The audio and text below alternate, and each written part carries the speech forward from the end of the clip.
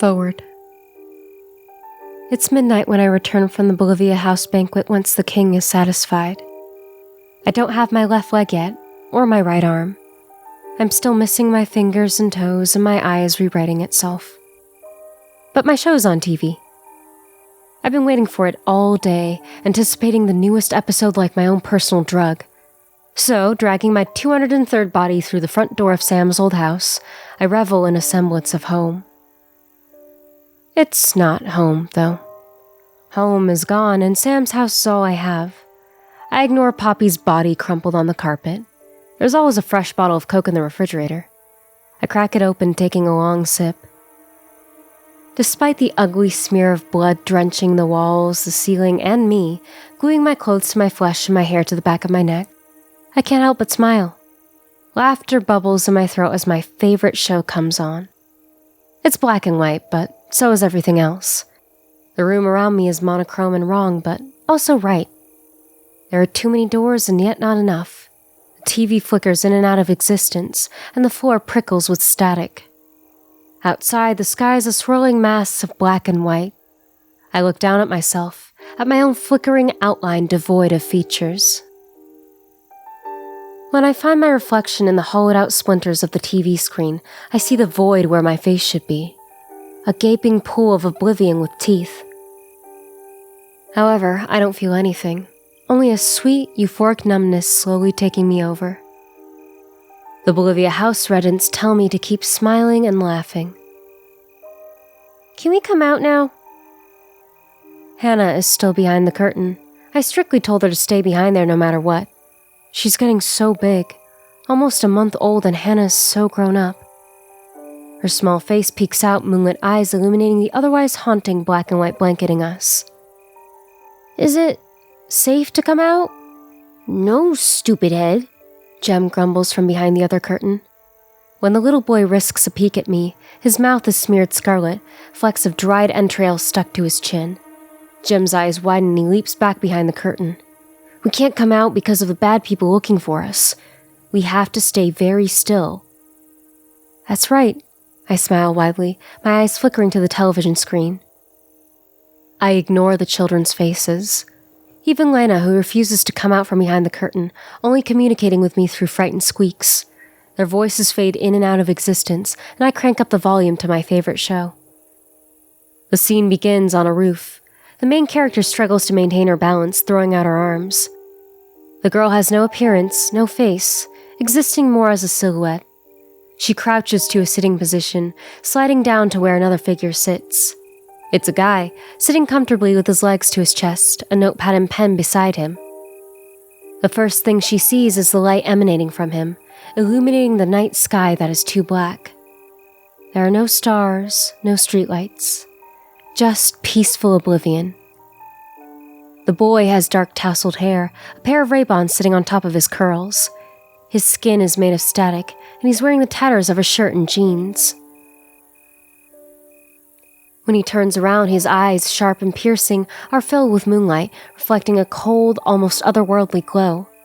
I pause on him for a moment, drinking in eyes that are still human, still filled with emotion, even if the ethereal light splintering through his skin suggests otherwise. A scowl twists on his lips, defining the sharp angles of his face. He twists back around, pivoting his feet. Ugh, Kaz told you. Kaz is high as fuck right now, the girl says, plonking herself beside him. She offers him a beer and he shakes his head, averting his gaze and subtly shifting away from her. She notices, but doesn't say anything. Instead, she cracks open the beer and gulps it down with a smile. I can get pretty much anything out of him when he's toasted, and yes, he may have slipped that you like your midnight broods on the roof. Brood? The guy shifts further away from her again. I'm not brooding. I'm thinking. Kaz said he would say that, in that exact tone. His lip quirks slightly, and it looks like he might laugh before turning away. Asshole. She sighs, hugging her legs to her chest. Rowan. He stretches his legs out. No, I haven't translated it yet. He rubs his temples. The words are hurting my head. That's not what I wanted to talk about. He shuffles away from her. Well, I've got nothing to say. I await her words, my heart jumping around in my chest. I killed you, she says softly, and I rewind it over and over again just to hear those words, just to see the slightest flicker in his expression, the twist in his lips. Rowan doesn't look at her, his gaze caught in oblivion. Maybe he's subconsciously searching for the moon because she's inside his head, entangled in his thoughts. But he is listening, and that's enough. I killed you under the influence, and I can't apologize because sorry doesn't seem right. It doesn't seem genuine.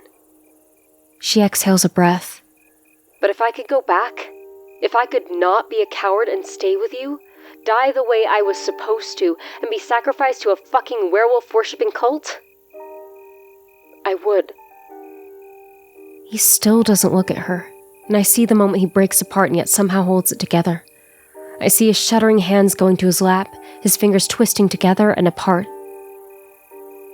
Do you know what's funny? He says, his voice cracking. I really did think that you weren't going to run away.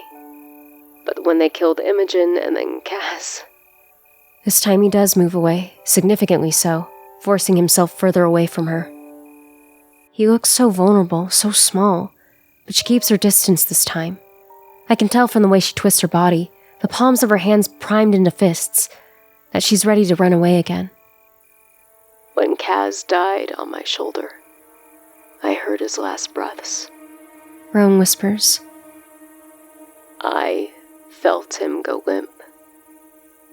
His blood was all over me, and I couldn't move. I couldn't breathe. I couldn't comprehend the idea of dying with him. He's crying. His voice is tangled and muffled, and he's shaking, tears rolling down his cheeks, tears that reflect the eerie glow of moonlight still swimming in his eyes, drowning the last lingering humanity he's fighting to hold on to. But you still ran. He buries his head in his knees, and she finds herself backing away slowly. Kaz was fucking dead. Imogen had a knife through her head and was bleeding out. She was suffering. They were both fucking suffering. That's all I could see. Rowan's laugh is twisted and wrong, and when he lifts his head, his eyes are one of a monster. She makes me watch it. Over and over again. She forces me to watch you turn your back and run while they suffer. He starts toward her slowly, prowling like an animal, leading closer and closer, until moonlight is all she can see. I fucking hate you, Nin. He says, his lips curling into a spiteful smile. Not because of what you did to me, and not even for leaving us. I get it. You were under the influence. You didn't mean to plunge a knife through my skull because the moon was in your head. Right? He laughs and his breath tickles her face, and I can still feel it, tracing my fingers over my own lips. You didn't even look at them. He retracted back in a flinch like he was disgusted. Rowan gets to his feet and Nin doesn't move. You didn't look at me. He continued in a snarl. You turned away. Rowan. Her voice is surprisingly cold, and she follows him, standing up and taking a step towards him. This time, she doesn't stumble or use her arms to balance herself. It's my favorite part, and I grab the TV remote to pause it. Hannah peeks behind the curtain again, her gaze flicking to the TV. I press a finger to my lips, and she nods, diving back into obscurity. On screen, Rowan stays stubbornly still, his eyes narrowing. He's becoming more and more animal-like as the days go by and he doesn't eat. When she reaches out and grabs his hand, entangling their fingers together, his skin is almost static. Nin squeezes his wrist and he makes a face like a petulant child, but he doesn't pull away. Has it ever crossed your mind that maybe she's doing it on purpose? His lip curls, but he doesn't say anything. You're right, Nin says. I did turn away, and I did want to run. I'm not going to lie to you and say I wasn't a coward. When his expression twists, she continues before he can spout something sarcastic. But wouldn't you have done the same? She whispered. Tell me, right now, that if you were in my place and forced to watch your friends murdered right in front of you, someone you really fucking cared about. Her voice choked up. Do you honestly think that the natural human reaction to that is to stay and have the same fate? She stepped closer and his expression hardens. You said it yourself. Humans are selfish. Nin says. And I was a selfish human who couldn't watch my friends die. The woman who killed me said I would suffer for what I did, and you are my punishment. She laughs, and so do I, mimicking her words. That night, she commented on our relationship, airing out our, Nin curls her lip. Our distaste for each other. When Rowan lets out a snort, she shoves him. She preyed on that. Nin says, and lowers her voice. The private thoughts and feelings we had for each other. You thought I was selfish, and I thought you were a pretentious asshole. Thanks. That's what she's been doing. She took those initial feelings and twisted them. She's in your head, Rowan. She can puppeteer you anytime she likes, turning you into a bloodthirsty monster or half werewolf or whatever the fuck you are. I'm not a werewolf. He rolls his eyes. We agreed on moon-afflicted creature. Nin's mouth twitches into a smile. You ripped apart half of the town council. Yes, as a moon-afflicted creature. You're in denial, she says, her voice hardening. I'm not in denial. Kaz is fine with being called a werewolf. Of course he is. The guy loves fantasy. Yes, she says. But it's not fantasy. You're definitely changing under a full moon. Rowan is quick with a rebuttal because, of course, he is. Werewolves run on all fours and howl at the moon. Do I howl at the moon? I've seen you on all fours. He scrunches up his face and she can't resist a laugh. Yes. He hisses in exasperation. But do I pledge my undead doggy allegiance to the moon by sitting there and howling at the sky all night long? Not yet. His expression mirrored one of a wounded puppy. Ironic. What do you mean, not yet? She sighs. You, Kaz, and Imogen are the origin of a werewolf. A human being sacrificed to the moon, whether that be willingly or not, with the ability to shift their flesh to one of a monstrous, dog-like beast. Yeah, but I can't do that. He mutters stubbornly. You're stalling, Rowan. So what if I am? His expression twists. He's building walls again, but she's used to it. I'm not a werewolf. I'm a moon-afflicted creature. I don't need your half-assed explanation you pulled from Kaz's laptop. Nin folds her arms. This is what I don't like about you. You have to be right about everything, and it drives me fucking crazy. He steps closer to her. Oh, so you do hate me. Something contorts in her eyes and my stomach twists. You think I'm a childish, entitled brat, so, yeah, I'm not a fan of you. His lips tug into a smirk. Because you are? Yeah, well, you're obsessed with being right. She spits back. You're a pretentious, know-it-all asshole who hides behind sarcasm because you're afraid of getting hurt. Ouch. See, that's what I mean. Rowan inclines his head. I don't have to be right about everything, Nin. I can see the struggle on Nin's face, and I can feel it too. A sudden suffocating sensation creeping up our throat and taking hold. You thought you were right about the moon rising, she says, and something snaps inside me. I reach for the remote to turn it off, but my fingers aren't fully formed yet. So Nin continues while I panic. And you were wrong. Her words twist my gut and I can feel it again. Even if I'm used to it, even if it's become part of me, I can feel the razor-sharp sting of teeth tearing into my guts, phantom fingers clawing into my flesh. You said you were safe. That moonlight couldn't get inside your head. You said you could block it out. I jump to my feet and try to switch off the TV by the outlet. but the outlet was fried a long time ago.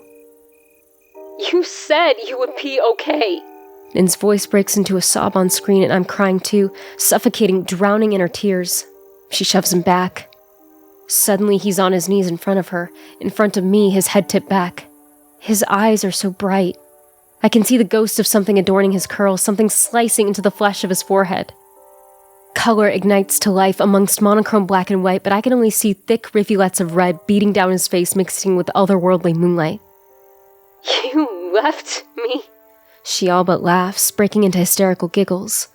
All three of you left me alone, and I don't know what to do. My head hurts, and I'm hungry. I'm so fucking hungry, and you're not here. It's so fucking dark, and I need you to get a hold of yourself. I need the three of you to come home, all right? She gulps and sobs. It doesn't matter what you've done or what she's made you do. I need you to come back. Her hands rip at her hair, and I don't even feel the sting of my fingernails digging into my scalp. I don't feel my static ponytail being torn out strand by strand. I find the remote on the floor and stab rewind with my index, my heart in my throat. I press play, and everything is okay again. Everything is fine. That night, I left as soon as Rowanbeck uttered the words. You turned away. I left him on the roof. I didn't turn back. I didn't think I had to. But now, I can change that. On screen, Nin laughs, and I watch Rowan's expression crumple, his resolve splintering. The moon has been filling your head with bullshit, brainwashing you into believing that running away and being scared isn't a natural human reaction. Yes, I killed you, and you have every right to hate me. She takes a steady breath. But you have also been brutally killing and eating me to survive. He laughs, but it's surprisingly warm, like his old self. Wow. That's cold. It's true. Yes, well, I have to eat you. If not, she'll punish me. You didn't have to kill me. That's still eating me, she says. Also, like you, I had the moon singing in my head. Rowan cocks a brow. So you're saying we're even? She sighs. I'm saying there's a time and a place to be an asshole and despise me. I mimic her words. When we figure out what you guys are, and what's happening to you, and why we can replicate, you're free to shut me out of your life and never talk to me again. Which I will understand because I, brutally murdered you and turned you into... God, this. Something lights up in his eyes and he laughs. I'm aware I'm copying him word for word, reveling in his warm smile and the flecks of dancing orange in his eyes. He steps closer to her. I'm a this now. You've skimmed right past werewolf and moon-afflicted creature, straight to calling me... this? No. Nin shrugs and prods at the light spiderwebbing across his cheek, delving her fingers into spilling moonlight that is surprisingly cold. She traces it all the way to his right eye and he watches her, unblinking. Whatever this weird shit is, how do you even do that with your face? It's literally just my face, he murmurs, wafting her hand away. Can you stop touching me? I don't hate you, she says. Yes, you're insufferable and hard to live with, and yes, at one point I did want to push you into a ravine. She paused.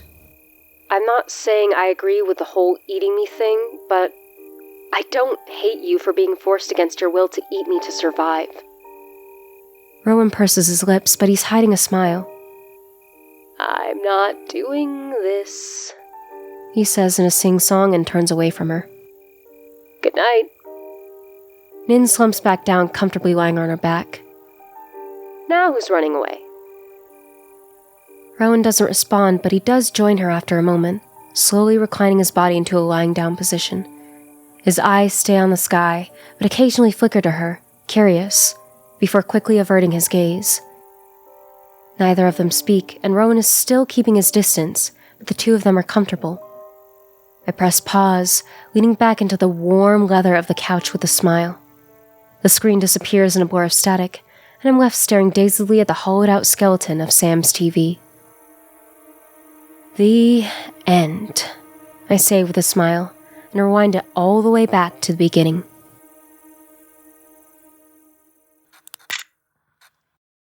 Present.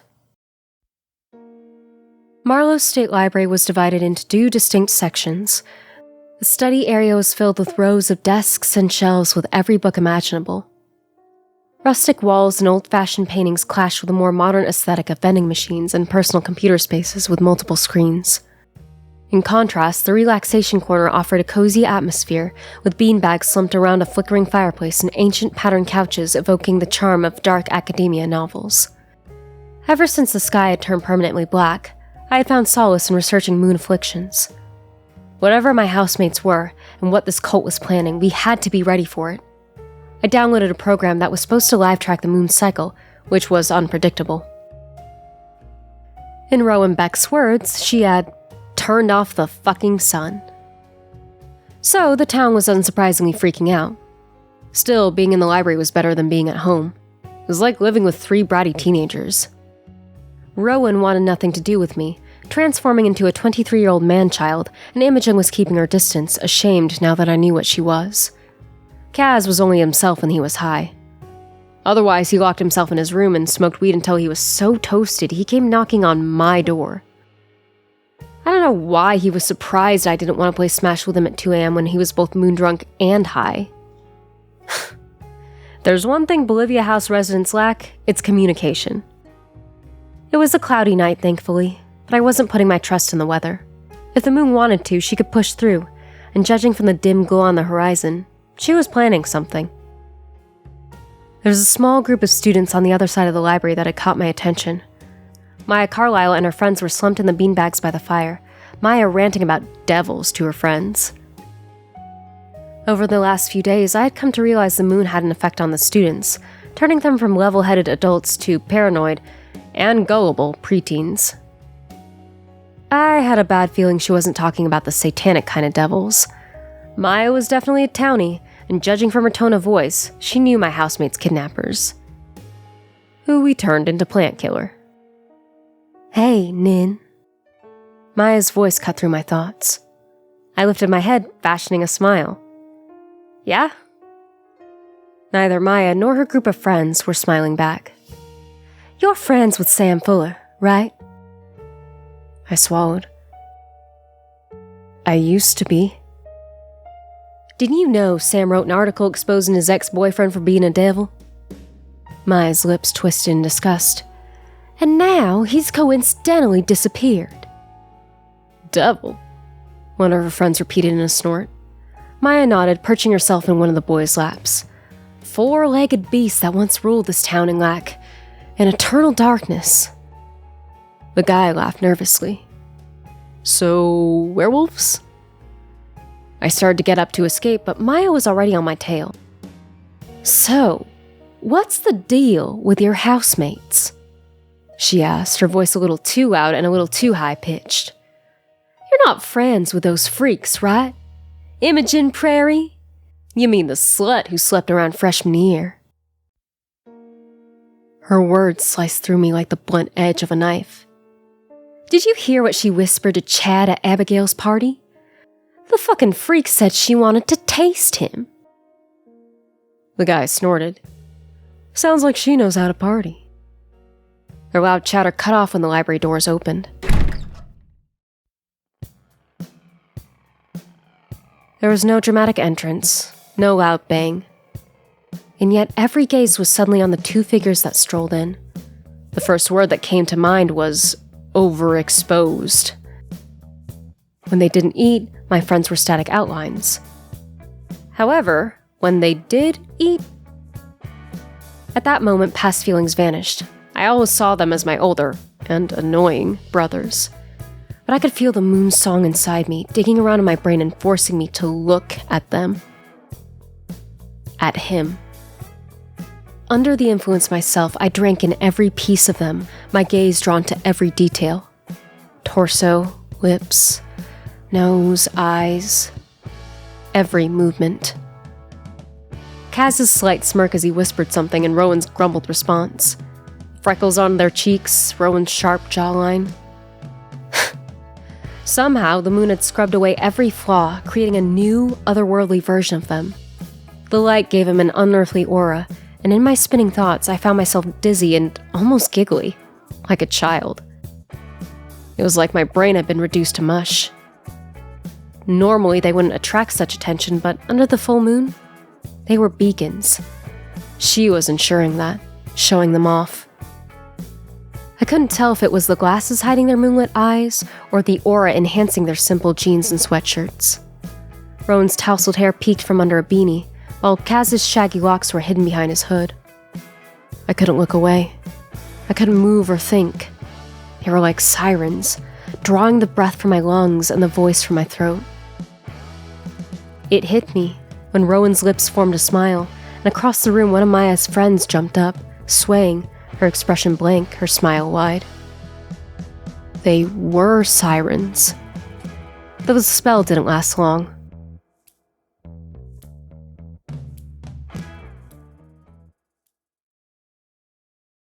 After a moment of being enraptured by the light, I was released from the hold, able to breathe again. I blinked myself out of the trance, resisting the urge to drag them away. They were oblivious to their audience, speaking in murmurs, heads together in deep conversation. Moondrunk. Kaz laughed, which was alarming. He never laughed in public. He'd sooner bury himself in the ground. A carefree laugh, head thrown back with no self-awareness? Yeah, definitely moondrunk. I didn't realize I was still gaping at them, locked into a dead-eyed stare, when Rowan was suddenly standing directly in front of me, waving his hands in my face. Yo. My housemate clicked his fingers impatiently when I failed to respond. Nin, are you having a stroke? Behind them, the bewitched girl blinked, embarrassed, darting back to her friends. I found my voice. What was that? Kaz chuckled next to him, slipping off his Ray-Bans and placing them on his head. He nudged Rowan. Jeez, she's like our mom. He leaned in close, almost tipping over. Don't worry, we're in complete control. You're moon tipsy, I hissed. Where's Imogen? She's doing Imogen things, Kaz replied. He prodded my laptop screen. What are you working on? How Kaz thought I was going to believe he wasn't under the influence when he could barely speak through childish giggles was a mystery. It's tracking the moon, I said impatiently, which is rising in under an hour and both of you are exposed. I shook my head. No, you're already exposed and you left Imogen at home? Risking a glance at Maya across the room, who was glaring daggers into Rowan's back, I swallowed frustration building in my throat. You two are either moondrunk or stupid. I stabbed the screen of my laptop. The moon could rise at any moment. Do you remember the last time it did? I caught Rowan's eyes when he slipped off his Ray-Bans, an ethereal light glittering around his iris. Cafe de Nin? I emphasized my name, and Rowan laughed. Loudly. The librarian motioned for him to be quiet. Oh, she thinks some foreign program can help us.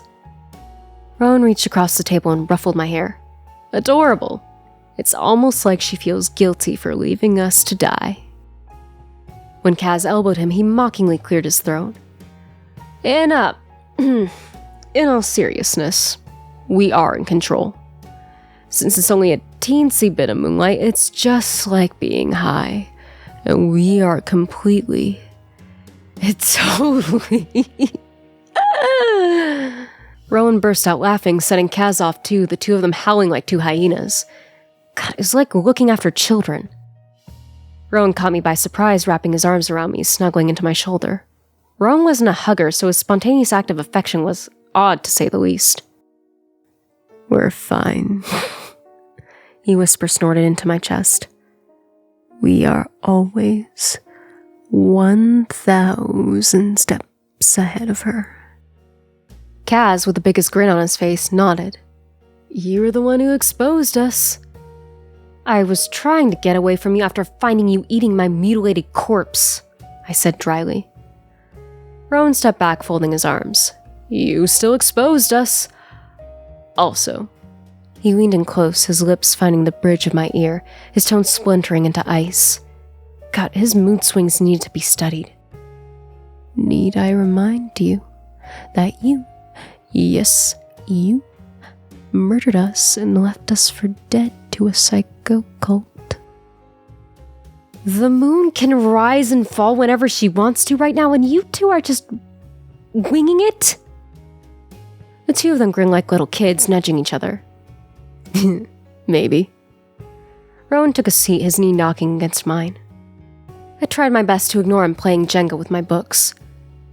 Do either of you realize you're giving off a siren effect right now?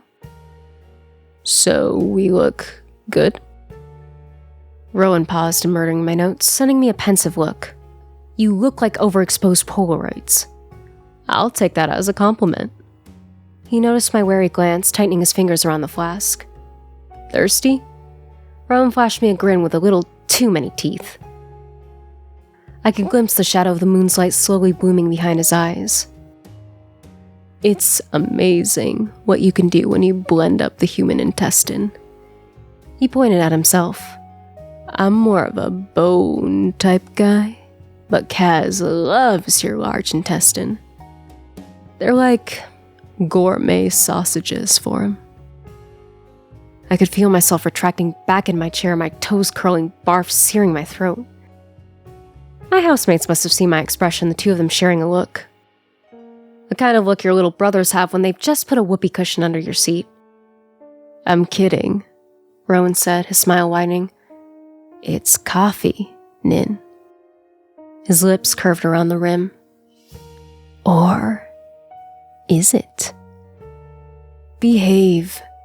Kaz threw on his jacket, and once again, just his movements were drawing attention from the strangers. I'm going to head to the town meeting before the moon rises. I'll pick up some pizza on the way home and we can play board games. He patted Rowan on the head. Don't kill each other.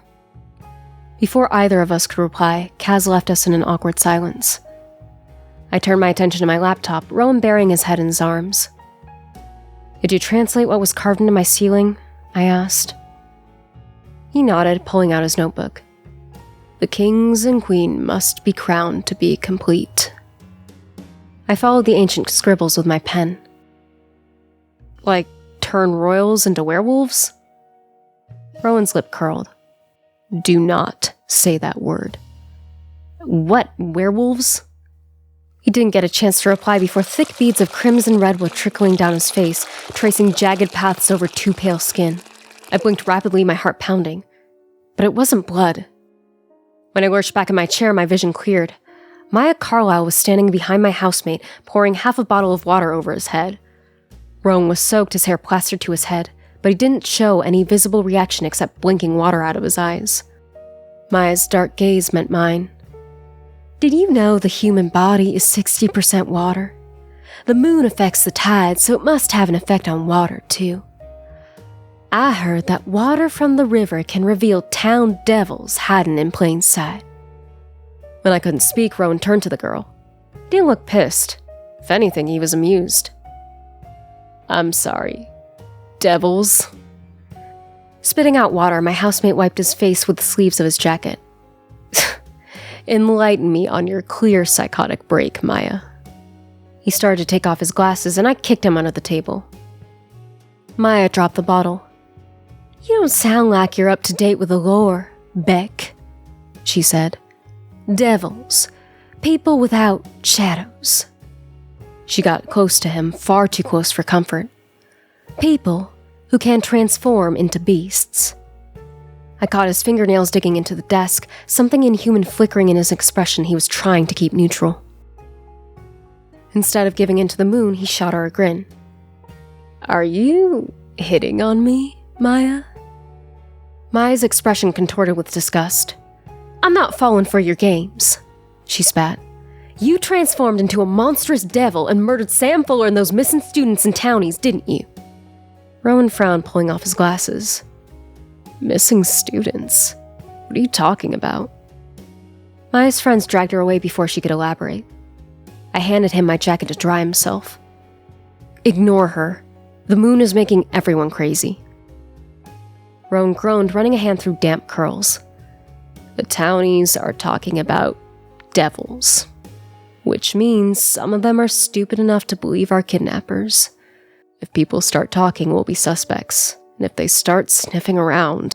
The town council, I said, who are also 6 feet under in our yard. We should probably go. Rowan's gaze flashed to the blinds. She'll be making her move soon. His phone vibrated.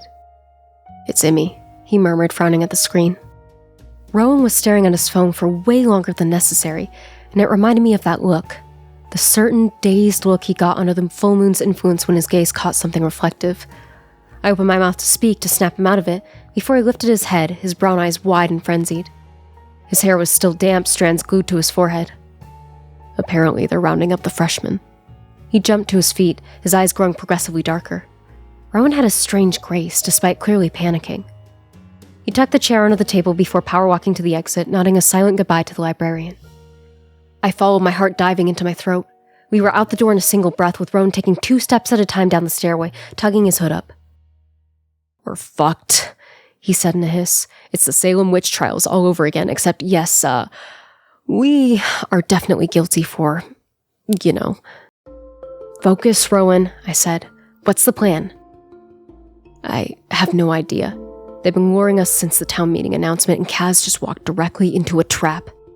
They know about you? He walked backwards, fixing his Ray-Bans on the crown of his head. Somehow.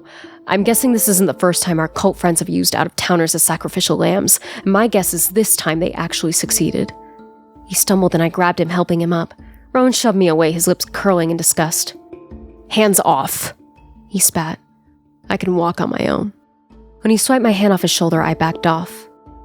Anyway, the town is following a protocol set in place for this kind of shit, which means they know about the moon and her converting freshmen into werewolves, as well as the cannibalism. He bounded towards the exit doors. You said that a group of psychopaths called us devils, just like Maya Carlisle, which means it's only a matter of time before... When his phone slipped from his grasp and shattered on the ground, I ran straight past him. Rowan was a klutz after all. But then he... stopped, skidding to a halt.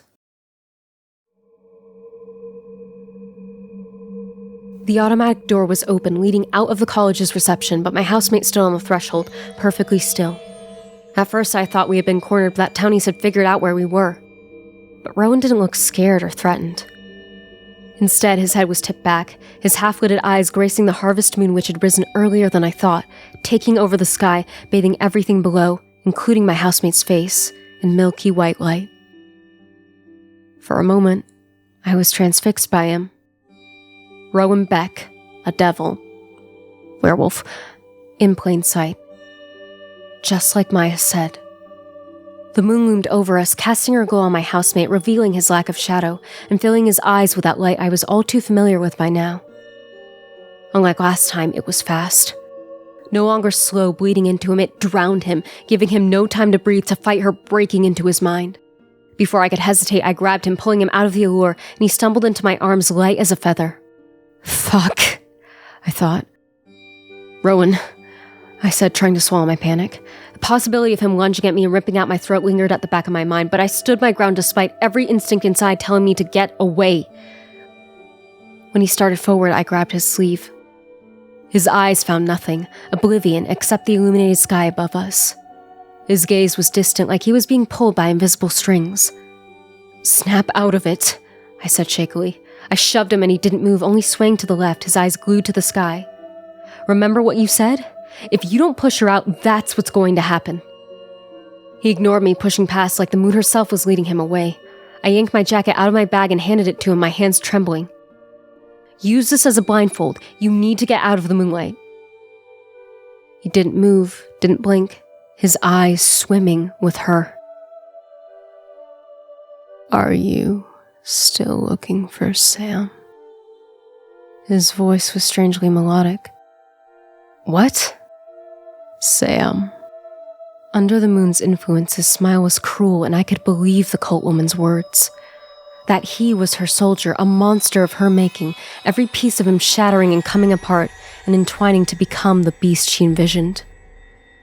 Rowan's head tipped unnaturally onto his shoulder, his voice hypnotizing. Your friend who tortured us when you were supposed to be protecting us. I took a step back and then another, adrenaline kicking my body into overdrive. She was speaking through him. Sam has nothing to do with me, I managed to choke out. Rowan backed me into a wall, his mouth splitting into a grin. There you go again, he sang. His voice was almost a melody, a song bleeding into my skull, numbing my thoughts. Lying to save your own skin. His arm whipped out, his hand wrapping around my neck, claw-like fingernails piercing my throat. But I couldn't move. Something in his eyes was new. That ethereal light I was used to was spreading and filling his pupils. His skin was splintering again, moonlight leaking out. But not because he was starving. She was doing this to him, breaking him apart right in front of me, tearing into his flesh until bright red pooled, mixing with her startling allure. He laughed like a child, beads of moonlight trickling down his chin. You are a fool. Black spots speckled my vision as I fought for precious breath. The world around me blurred and dimmed, the edges of my consciousness slipping away. I couldn't answer. I couldn't reply, choking my own sobs.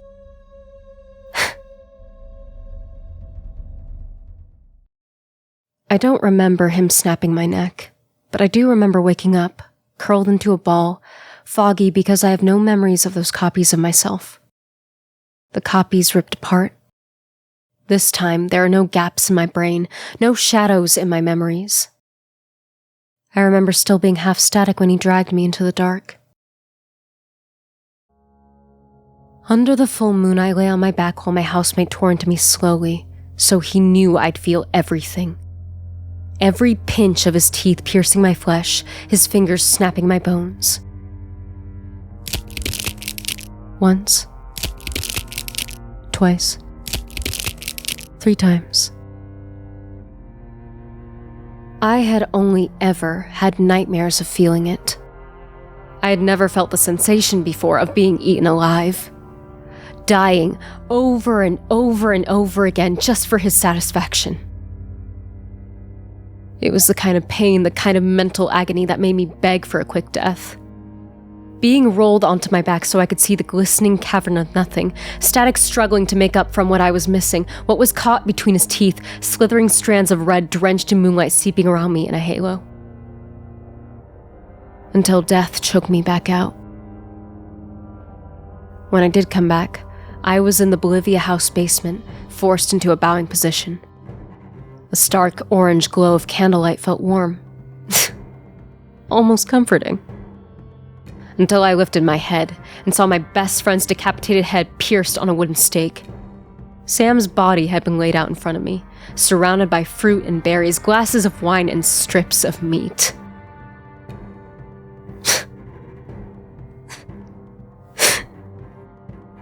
Eat.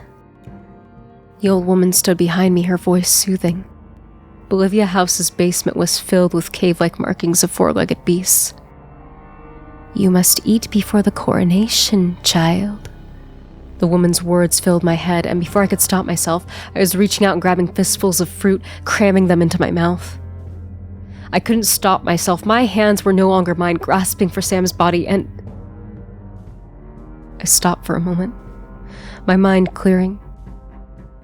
Sam's torso had been perfectly laid out as a meal, like a pig at a buffet. But shuffling closer, choking on berries filling my mouth, I could have sworn I saw numbers carved into his neck. 1,567. Eat. I blinked, and under her dazzling light, I did. I stuffed my face until my mouth was full of my best friend and I was choking on him, trying to drown his taste with bitter-tasting wine.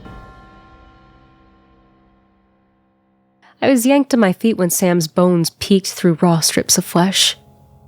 I don't remember screaming or crying, just smiling. I was so happy. Because I was going to be their stomach. Kneel.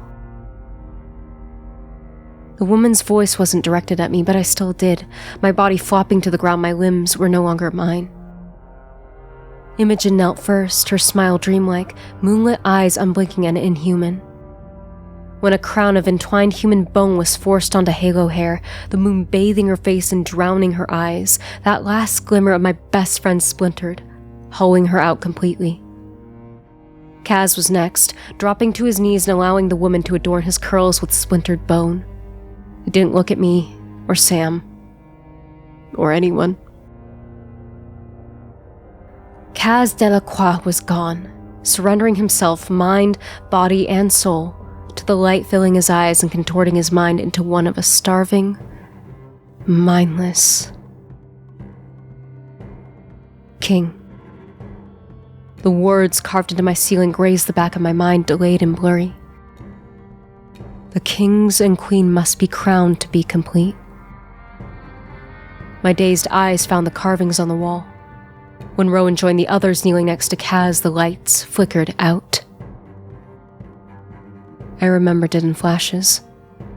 Rowan bowed his head, and what was left of Sam's skull adorns his dark curls. I remember his eyes flickering out, just like that. Everything that was him, gone. Replaced with mesmerizing, horrifying light. The woman and her friends were screaming, crying, laughing in delight. "A new age begins!"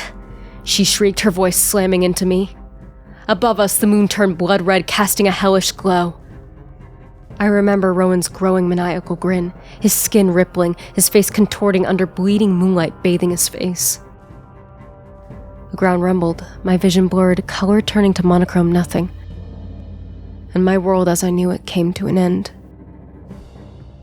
My life as their stomach beginning.